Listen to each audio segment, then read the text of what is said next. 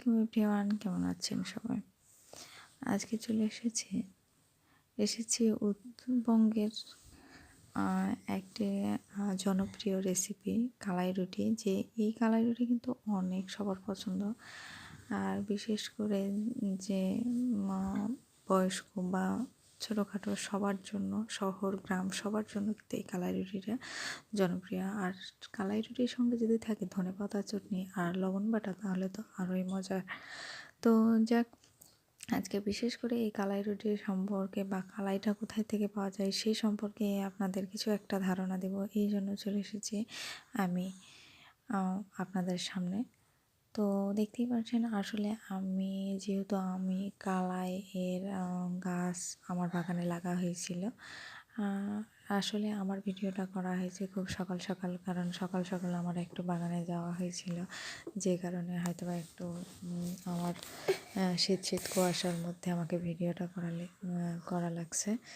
তো আমার কিছু কিছু কালাই কিন্তু কাটা হয়ে গেছে, আর কিছু কিছু গাছ আমার এখনও আছে, যেটা আমার নতুন নতুন কাটা, এই জন্য আমার পাতাগুলো মরেনি।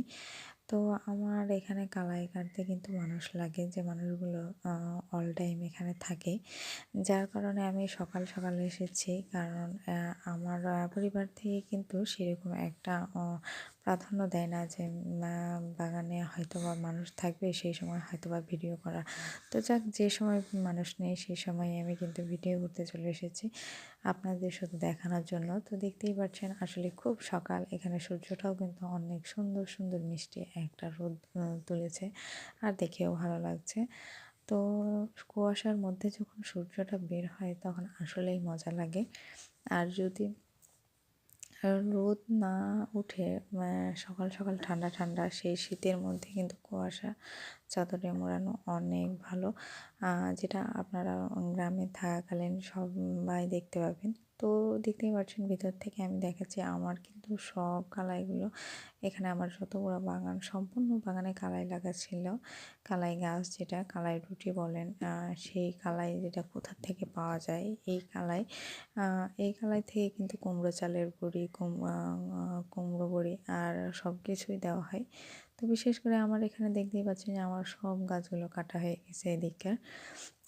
তো এই সাইডে আমার কিছু গাছ আছে যেগুলো এখনও কাটা হয়নি। তো আমি বিশেষ করে আপনাদের, যেহেতু আমি গ্রামের বউ, গ্রামের পরিবেশে আমি থেকে অভ্যস্ত, তাই এখানে আমি ভাবলাম যে আপনাদের কালাই গাছটা দেখাই। কারণ অনেক সবাই আছেন যারা শহর এলাকাতে কালাইয়ের রুটি খান, অথচ কালাইটা কোথা থেকে হয় বা তার গাছ কীরকম, হয়তো আর সেরকম আপনাদের ধারণা নেই।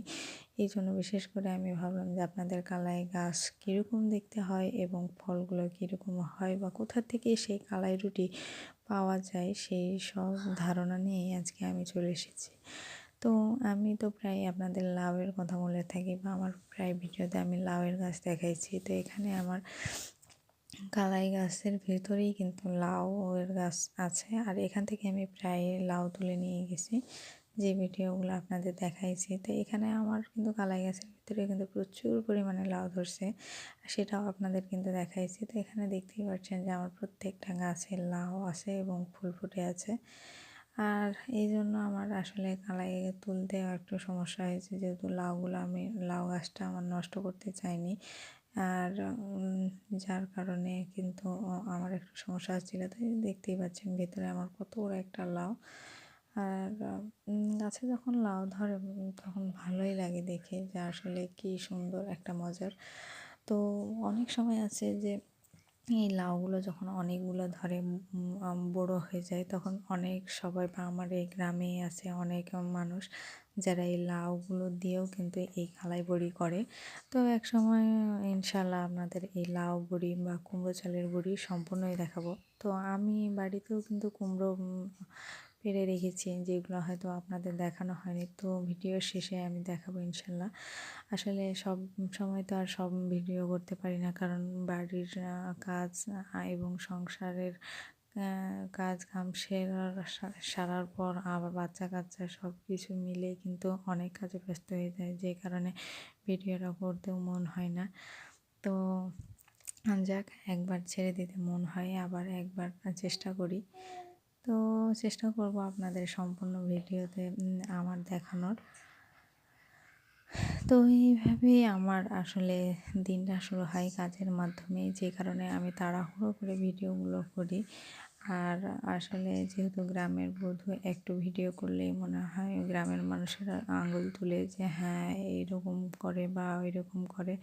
তো যাক, আমি সব কিছুর মধ্যেও কিন্তু আপনাদের আমি এই কালাই গাছগুলো দেখানোর চেষ্টা করলাম। আর এই গালাই থেকেই যে অনেক কিছুই করা যায়, হয়তোবা সেই জিনিসগুলো আপনাদের অন্য ভিডিওতে আমি দেখাবো। তবে বিশেষ করে পরিবেশ, গ্রামের পরিবেশটা কিন্তু আমাকে অনেক ভালো লাগে, কিন্তু মাঝে মধ্যে গ্রামের পরিবেশের চাইতেও কিন্তু মানুষের কথাগুলো অনেক গায়ে এসে লাগে।